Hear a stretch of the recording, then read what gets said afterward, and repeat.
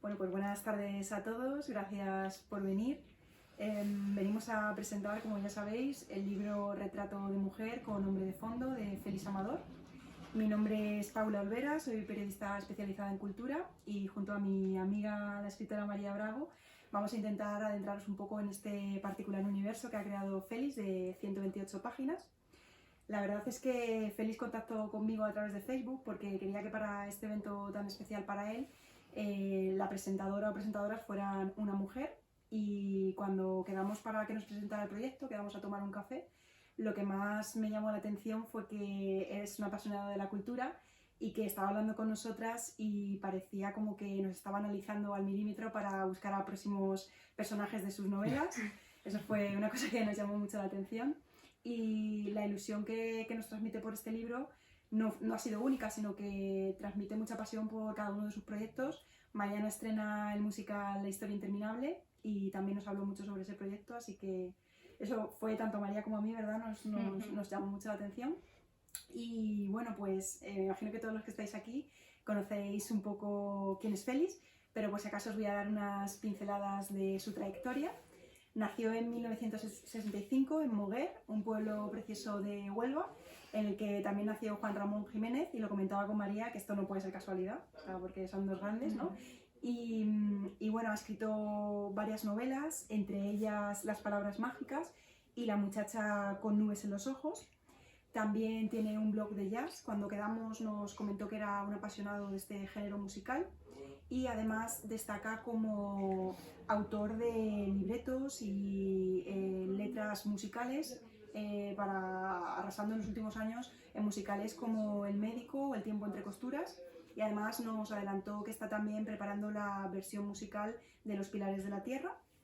Y bueno, antes de dar paso a María y que nos cuente un poquito más sobre este libro, deciros que os lo tenéis que comprar. Antes de hacer esta presentación, evidentemente, tanto María como yo nos lo hemos leído, y a mí personalmente me ha gustado mucho porque son 15 relatos en los que se adentra mucho en el universo femenino, lo hace de una manera muy especial, y quería aprovechar también la intimidad de este sitio tan precioso para leeros uno de estos relatos, que se llama Sin perdón, aunque cuando os leáis el libro mi favorito es La gacela herida, pero os voy a leer Sin perdón, a ver qué os parece. A ver. Sin perdón. Siente un calor viejo en los nudillos y un hueco en el corazón. Siente que hace fluir la vida en dirección equivocada cada vez que actúa de manera apasionada, sin pensar con la cabeza. Esta vez Pepa no le perdonará. Han sido demasiados golpes, demasiadas veces, demasiados perdones. Siempre promete no hacerlo más. Absolución, por favor. Cambiará, promete. Pero ¿cuántas veces ha cambiado? ¿Cuándo volvió a ser aquel marido ideal? Alguna vez tiene que ser. Pero ella también sabe que lo tiene que hacer. Le contradice y él solo pone orden. Es el hombre de la casa. Debe imponer su autoridad. Si no le gusta, ¿por qué no se ha ido ya? No, que no se atreva a irse. Mejor que no. Marcelino sigue enredado en estos pensamientos, respirando fuerte, audiblemente, sin darse cuenta. Oye algo y levanta los ojos, y ve al presidente del Congreso instando a votar a todos los diputados. Cierra los párpados, suspira y traga saliva. Luego acata la disciplina del partido y pulsa el botón para que salga por fin aprobada la ley contra los malos tratos. Va a ser una ley muy popular, se dice. Será un gran triunfo para el partido y para su carrera personal, y por ello Marcelino se siente satisfecho. Es muy cortito, este es uno de los más cortitos que hay, y la verdad es que está fenomenal. No sé, María, ¿a ti cuál es el que más te ha gustado? Cuéntanos un poco. Pues mira, yo tengo 3 de los 15 que hay, pero voy a empezar diciendo cómo conocí a Félix, cómo nos contactó, aunque mejor dicho, cómo contactó Paula conmigo, porque fue así, o sea, esto fue como una cadena, Félix, Paula, Paula y yo, y luego pues quedamos los 3. Lo que Félix quería desde un primer momento era que la presentación pues estuviera en manos de una mujer, para el retrato de mujer, con hombre al fondo. Y bueno, pues no contento con una, pues estamos 2, ¿no? Para rizar más el rizo. ¿Por qué mujeres? Pues porque los relatos están principalmente protagonizados por una mujer, pero yo creo que tanto la mujer como el hombre son el complemento ideal para cerrar estos 15 relatos.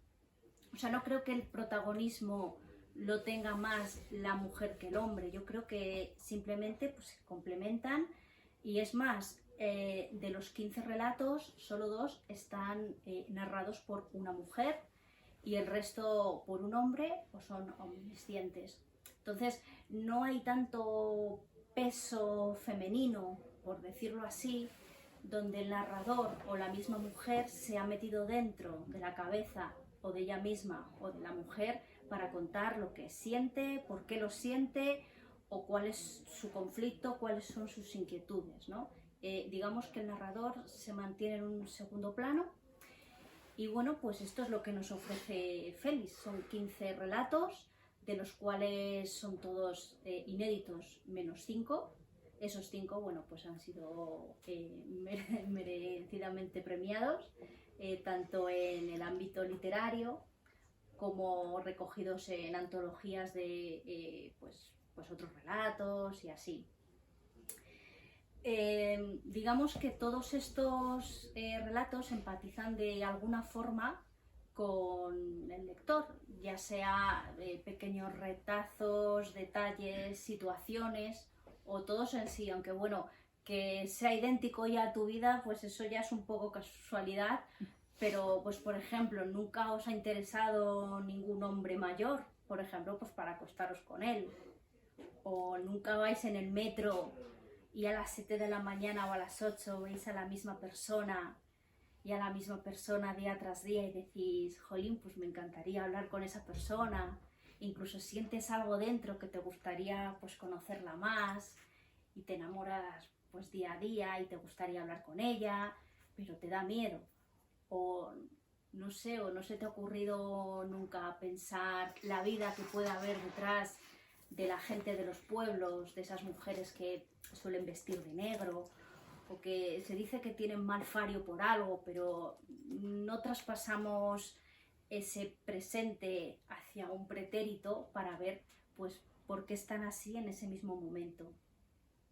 Pues todas esas incógnitas están aquí e igual os sentís conocidos. Yo en lo del metro sí que me he sentido reconocida e incluso de inventarme historias de la persona que tengo al lado, ¿no? Y que te preguntas, ¿esta persona dónde irá? Y si la sigo, y si no la sigo, bueno, y si la sigo también tiene consecuencias. Y si voy a su casa, llamo al timbre, puede que viva allí o no. En fin, todo esto que estoy contando está aquí, como digo, pues podéis sentiros identificados. Los temas inciden bastante en el maltrato, esto sí que es verdad, pero bueno, pues también hay rupturas sentimentales, temas políticos, amores obsesivos y todo, o sea, son como las caras de un prisma social que a algunos pues nos ha podido pasar alguna vez. Y como Paula me ha preguntado por mis relatos preferidos, no sé si os habéis leído el libro entero, pero bueno, yo os voy a decir los que me han gustado más para que cuando os leáis, pues quizá puede que tengáis otro punto de vista. Son 3. Uno de ellos, Alquimia del sueño eterno, que recibió el premio del relato del 15º certamen organizado por un restaurante, que esto es bastante curioso, el Chesco de Madrid en el 2010. Y bueno, pues va sobre, es una pareja, hombre-mujer, que se hacen novios, bueno, que se enamoran, que se hacen novios y luego son marido y mujer. Y ves, hay un deterioro como puede pasar en cualquier matrimonio. Y hay una frase que me gusta mucho que dice, su novio se había deteriorado en marido. Nos puede pasar a todos esto, ¿eh? Nos puede pasar a todos. Otro que me gustó mucho es El alma cerrada. Y todos los relatos, empiezan con una frase que después preguntará mi compañera Paula. Empiezan con una frase literaria recogida de algún libro y este concretamente dice: el recordar una determinada imagen no es sino echar de menos un determinado instante. Y me ha parecido bastante lírico, poético también, y creo que tu forma de narrar tiene mucho de eso. Es súper evocador y de hecho los títulos son súper líricos todos. O sea, creo que de los 15 que hay, 1 o 2 tienen solo palabras concretas, que es el de la gacela herida y yo no sé si alguno más, ¿no? Pero eso como que te incita a leer y desde mi punto de vista es un evocador. Y el último se llama Señorita, que bueno, pues es la correspondencia entre dos personas que se escriben cartas y bueno, pues tenéis que leer por qué se escriben y qué es lo que pasa al final.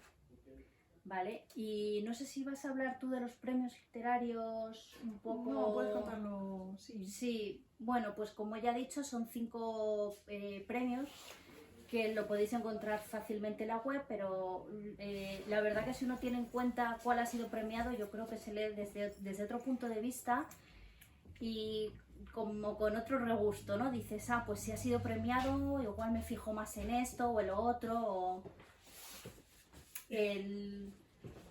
Perdón. No pasa nada. El primero de ellos es el que os he dicho, el de Alquimia del Sueño Eterno, ¿no? Que es el que decía su marido su novio, perdón, se había deteriorado en marido y que recibió ese premio del restaurante El Chiscón.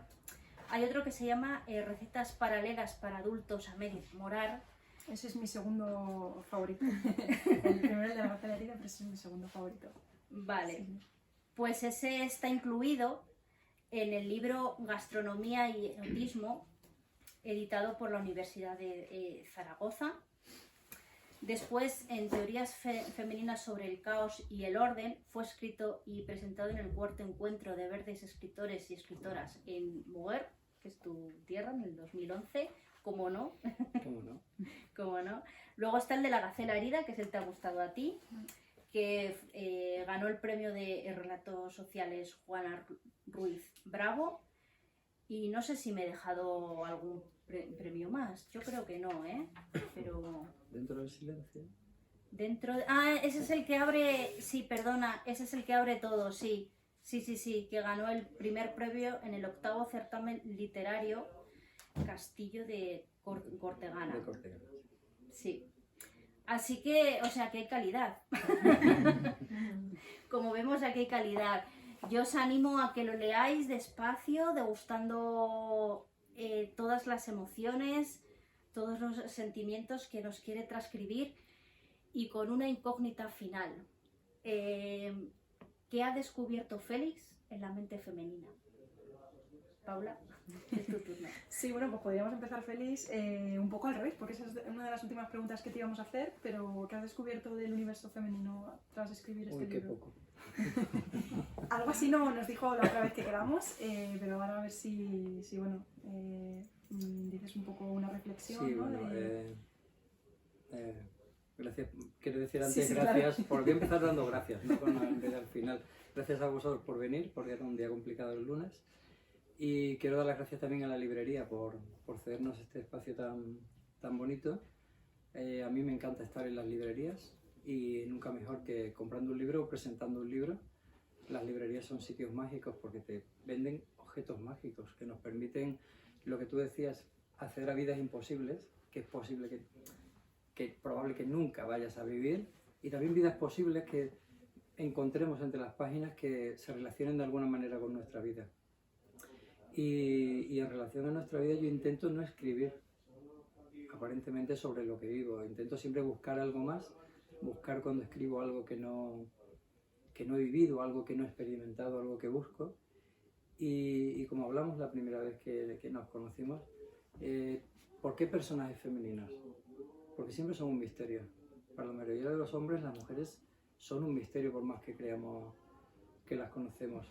Sobre aquel refrán que decía, no, detrás de un hombre siempre hay una gran mujer. Detrás de una gran mujer, una mujer pequeña, una mujer normal, siempre un hombre sorprendido. Porque no sabemos cómo hacen estas cosas las mujeres. Cómo tienen esa calma en los momentos de crisis, cómo tienen esa fuerza, ese aguante en dolores que nosotros no soportaríamos nunca, esa inteligencia emocional que a nosotros se nos da fatal. Y eso es una cosa que yo siempre he investigado. Y por eso puede que haya tantos personajes femeninos. ¿Qué he aprendido? He aprendido a observar, que es una parte de escribir, observar a las mujeres, observar su comportamiento. Yo he vivido siempre rodeado de mujeres. he tenido una madre increíble, estoy casado con una mujer inglesa, tengo 2 niñas con una personalidad muy fuerte y he trabajado 30 años en un sitio donde el 80% del personal eran mujeres y en un equipo donde casi todo el mundo eran mujeres. Y se aprende mucho, pero cuando te pones en el papel del personaje y tienes que jugar con sus sentimientos, con sus decisiones, es cuando realmente te das cuenta de hasta dónde llega el universo femenino, el alma femenina, la forma de comportarse de las mujeres. Eso quiere decir más o menos que tampoco he aprendido mucho, pero algo habrá salido. Y bueno, te quería preguntar, que esto también nos interesa mucho a todos, ¿cómo son tus sensaciones, ¿no? Este día presentando el libro aquí en Madrid. Ya lo habías presentado en tu tierra, sí, pero aquí ¿cómo te sientes? Sí, más o menos lo había presentado en casa, en una librería Sí. donde voy siempre. Uh-huh. Y bueno, pues estar en Madrid, a Madrid siempre he venido, modestia aparte, con éxitos. He venido a estrenar El Médico, he venido a recibir premios de los que tú citabas. Por cierto, ese restaurante está cerrado, pero era maravilloso porque organizaba todos los años un certamen literario y una velada literaria llena de gente muy interesante. Y estar aquí pues en Argüelles y en una librería bonita y rodeado de amigos presentándolo, pues yo creo que es uno de los mejores bautizos que se puede hacer. Y comentaba yo antes, al principio, hablando un poquito de tu trayectoria, que has escrito varias novelas. ¿Qué tiene de especial esta publicación para ti y qué dirías que hay?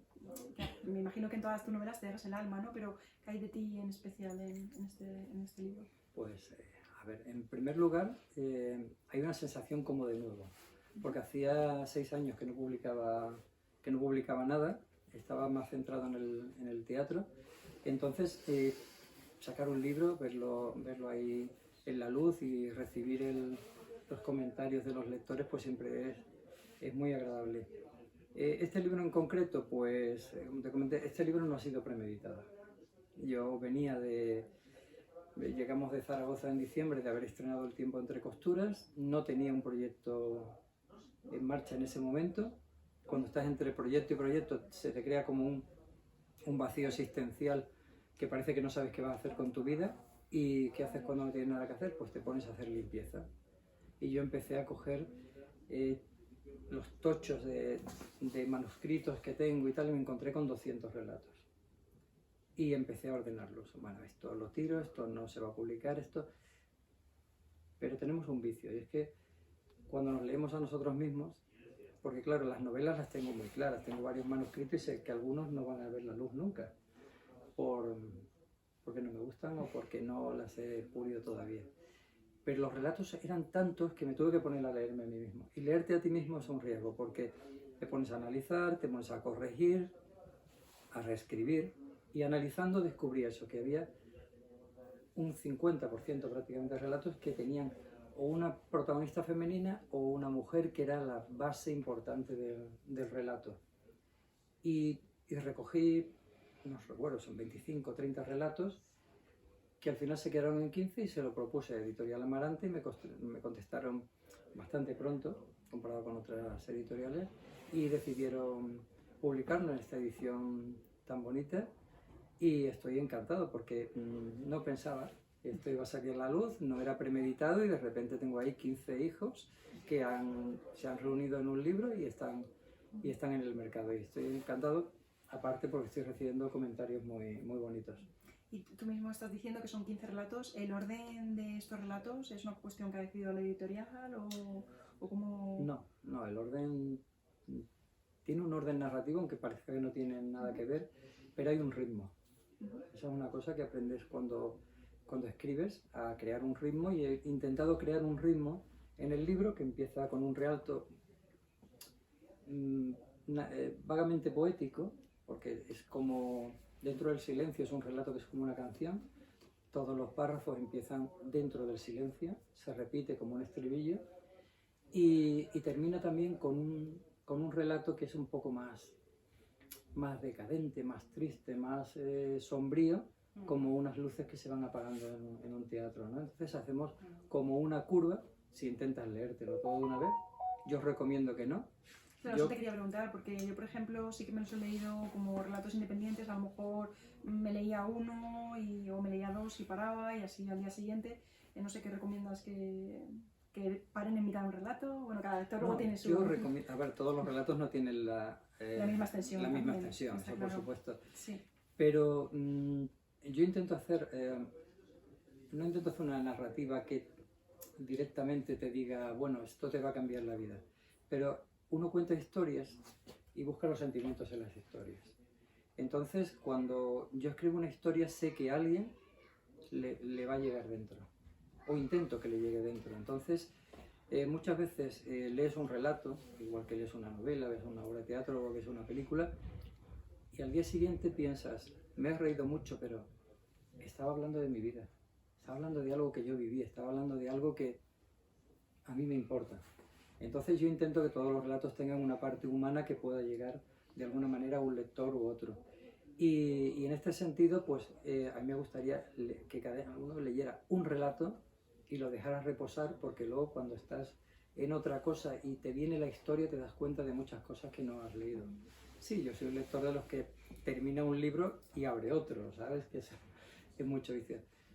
Pero si los lees todos seguidos, porque tampoco es un libro muy extenso, pues tiene ese ritmo emocional, que tiene unas historias que te puedes sonreír un poco, te puedes alterar porque te cuentas cosas tristes o cosas bárbaras, o te puede poner romántico o poético, y entonces pues ahí tiene esa curva emocional, Sí, de la que hablábamos antes. De hecho, el último relato es lo que tú has dicho, que se apagan las luces en el último párrafo y adiós. Y es que es un final que dice, y lo ves, o sea, todo lo que estabas escribiendo yo lo veía y digo, caray, pues sí, pobre bueno, señor. Ese relato es el único que no está ambientado en una época actual, aunque ninguno, bueno, sí hay es el uno... estereotipo, ¿no? Sí, estereotipo. Hay un relato que habla de un amor durante la época de la transición y todo esto, pero todos los demás están ambientados en una época que podríamos decir que es la época actual, ¿no? O puedes ambientarlo en los años 80, los años 90, que para nosotros es la época actual. Pero ese relato está ambientado hace 100 años, en una sociedad de principios del siglo XX, que era muy distinta ahora, y está inspirado en una fotografía que vi en una exposición en la Casa Encendida. Había una exposición de fotografías de principios del siglo XX, eran muy curiosas, y había una foto de una chica adolescente que estaba en su puesta de largo, y es tal como se describe en el... Empecé describiendo la fotografía y con sus detalles técnicos y tal, y a partir de ahí empezó a surgir la historia, imaginarme cómo sería una vida de un adolescente de hace 100 años que de repente se rompe porque se enamora de la persona equivocada. De quien no debe. De quien no debe. Sí. Que eso siempre da para una buena historia. Eso muchísimo. El amor bonito no. Porque nos ha pasado en mayor o menor medida, y antes más, ¿no? Cuando te encarcelaban casi por enamorarte de quien no debías, pero bueno. Y un poco uno de los temas que además lo decía María, que sigues mucho de estos relatos, es hablas del maltrato de género, ¿no? De la violencia de género, y decías ahora cuando estabas exponiendo, ¿no?, los relatos, que de alguna manera quieres que lleguen al público, que se sientan identificados, ¿no? Es decir, esto me podría estar pasando a mí. A mí la verdad que me han sobrecogido mucho todas las historias en las que hablas de esta violencia, ¿no?, que impone el hombre sobre la mujer.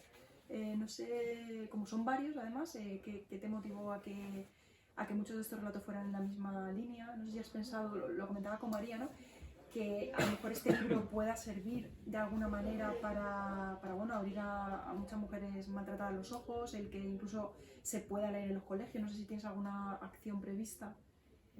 No, uno nunca tiene la acción de pensar hacia qué lector va el libro. Lo que sí te puedo decir es que te voy a decir algo sobre la violencia de género, que no es lo que tú me has preguntado, pero yo creo que no debería ir, todas las políticas que se hacen sobre la violencia de género van destinadas a las mujeres para que se conciencien, denuncien y tal, pero deberían ir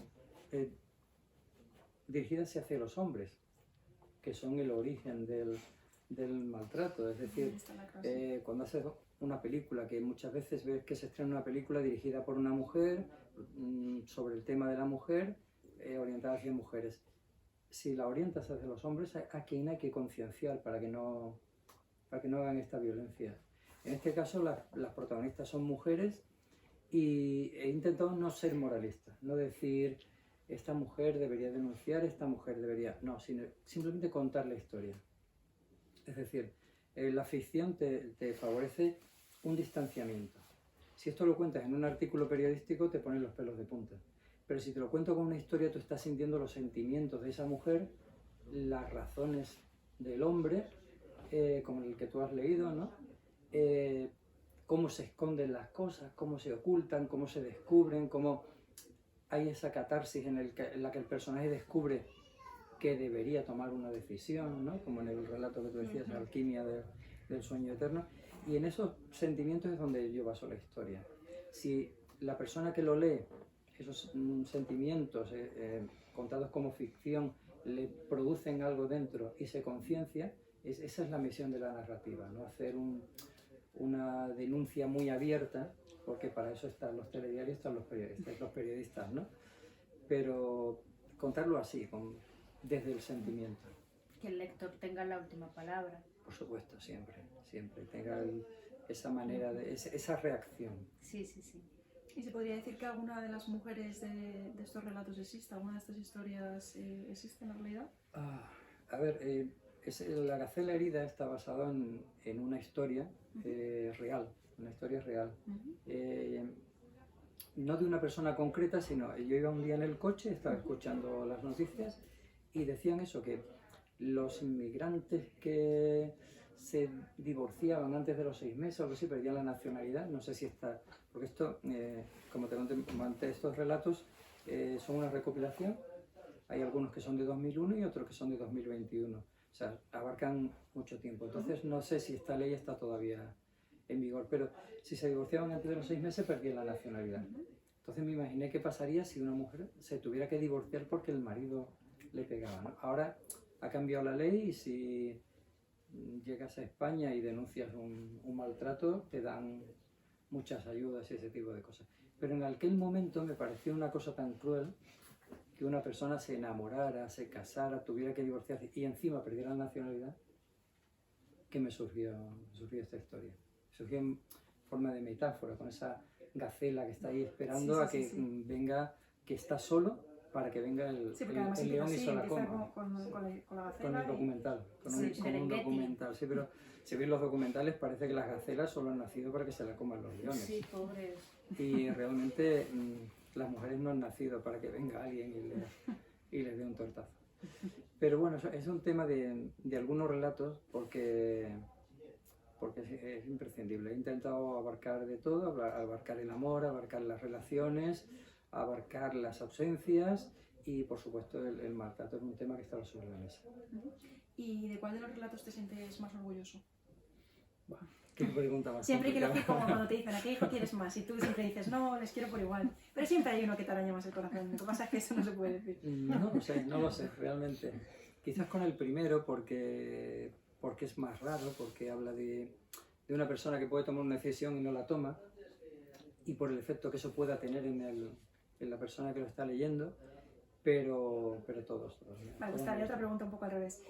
¿Cuál has tardado, o sea, cuál te ha costado más escribir? ¿Cuál me ha costado Porque más a veces escribir? hay uno que a lo mejor pueda ser más breve, pero te haya costado mucho más sacarlo. Y a lo mejor otro que sean 10 páginas te ha salido de historia sola. Sí, bueno, hay uno que sí me llevó más tiempo porque no lo... Pero hay uno que es sola, los ojos cerrados, ese lo he reescrito 4 o 5 veces. En tercera persona, en segunda persona, en un formato, en otro formato. Y quizás ese sea uno de los que más me ha llevado, pero quizás las ausencias y los días es uno de los que más...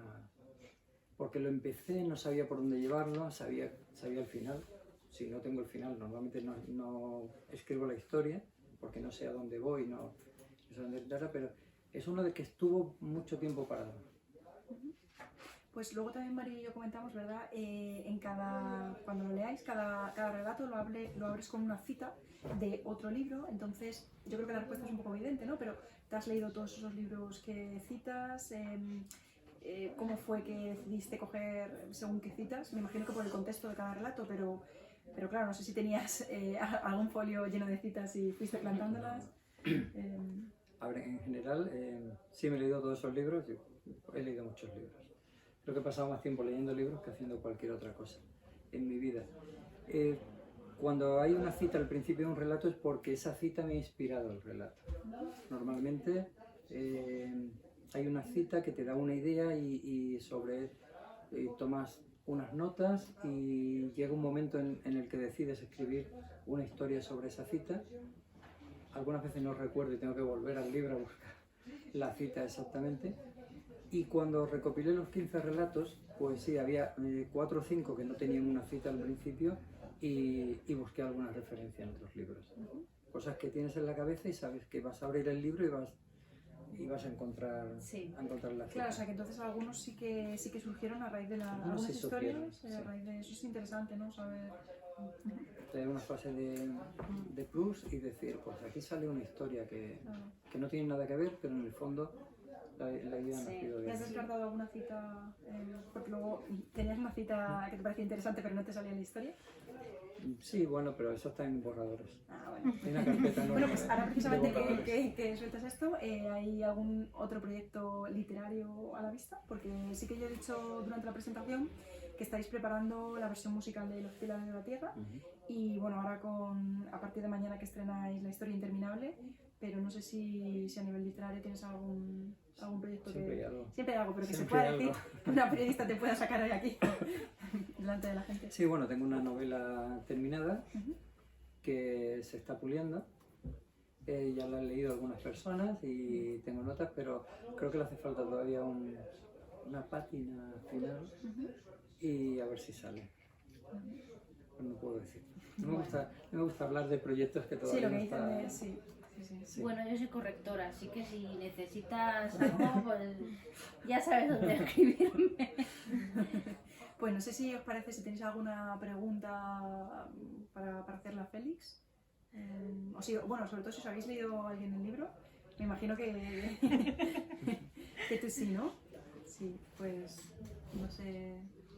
Yo la acabo de comprar ahora, así que... Sí, la acabas de comprar, muy bien. Me pondría yo. Sí, no, la verdad es que se lee muy fácil porque como ya os he dicho son 128 páginas. La letra es chiquitita, pero bueno, es que una vez que te metes en la historia, Sí.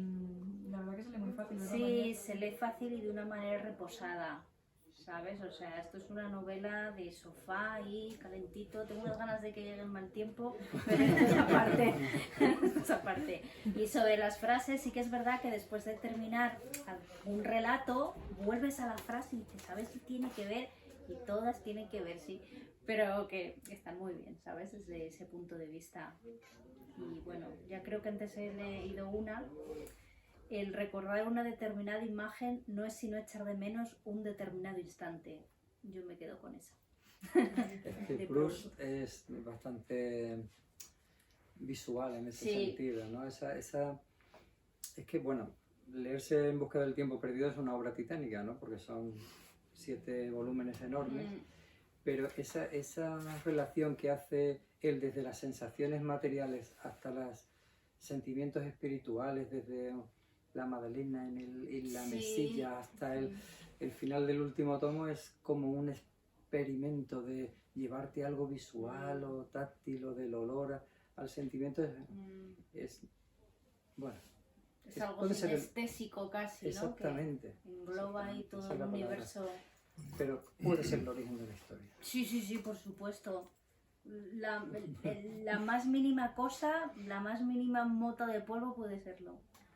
Es verdad. Y a mí me gusta mucho poner citas delante de los textos y poner títulos. Sí. Y poner títulos. No, yo creo que los títulos es la columna vertebral de tu relato, donde te sustentas tanto tú como el lector, se hace como una idea, ¿no? Ya no vas a ciega, ya sabes un poco pues por dónde puede ir. la cosa. Y el de la gacela sabía que no había ninguna gacela. Digo, esto debe ser alguna metáfora muy bien llevada, pero bueno, ahí estaba. Bueno, empieza con un documental. Sí, sí, de la voz, es verdad, de es la verdad. voz. Y a partir de ahí cuenta una historia pues, que puede ser real. Eso sí, es verdad. Es muy triste. Bueno, no sé, Feli, si quieres ya despedirte, dar las Bueno, yo, gracias por... daros de nuevo las gracias por venir y recomendaros bueno, que si leéis los relatos me comentéis, por favor. Que siempre es muy bonito. El trabajo de escribir es muy lento porque tardas mucho en escribir, no sabes cuándo se va a publicar, no sabes cuándo alguien va a comprar el libro y si lo va a leer inmediatamente. O sea, es posible que tengas una reacción de los lectores muy tarde, cosa que no ocurre en el teatro, por ejemplo, o en un blog, que te llega todo instantáneamente. Y sobre todo en la época que llegamos, que vivimos, en que pones una foto y tienes 100 reacciones, que alguien lea tu libro al cabo de 5 años, pues es. Entonces, yo, si leéis, comentadme, acribilladme. Sí, porque también es lo más gratificante, ¿no? Que te escriban, Sí. lo que tú dices, que te escriban dentro de 2 años. Yo muchas veces cuando me termino de leer libros siempre se lo comento a María. A lo mejor me he terminado hace poco uno de 2014 y yo me metí en la página web del escritor y le escribí. Y yo digo, seguro que no me ha contestado el escritor, pero digo, seguro que le habrá hecho mucha ilusión de leerlo, ¿no? Después de tantos años que una persona decida coger tu libro, ¿no? Y yo siempre digo que también los libros te eligen el momento en que tú los tienes que leer. Porque yo tengo un montón de libros y a veces me pregunto, ¿y por qué no lo he leído antes, justo ahora? Pues creo que todo también pasa por algo y que cada libro pues te está esperando, ¿no? Para ser leído. O sea, yo lo veo así. ¿Quién decía eso? No, esto es único que lo he dicho yo ahora. No es ninguna cita que Paula haya. Olvera. Sí, por favor, iluminadme porque no recuerdo qué escritor dijo eso, de que hay un libro para cada lector y si no lo encuentras, el libro te encuentra a ti. Sí, sí, esa es la típica sabes. frase Sí, de sí, sí. Instagram, De Mr. no, Wonderful, etc. No, pero Encima es que me había verdad que acordado. ya estaba dicha. No, es la que yo he Pero es dicho. verdad, es verdad. Es tu versión. Es tu versión, Paula. Vale. Sí, pero si no te encuentras, ya te encontrarás. Sí, sí. Pues eso. Nada, gracias por presentarme, gracias a Paula y a María por analizar mi libro, por Gracias a leerlo, ti. por hacer unos comentarios tan bonitos y a vosotros, pues si lo leéis, comentadme. Muchas gracias. Gracias.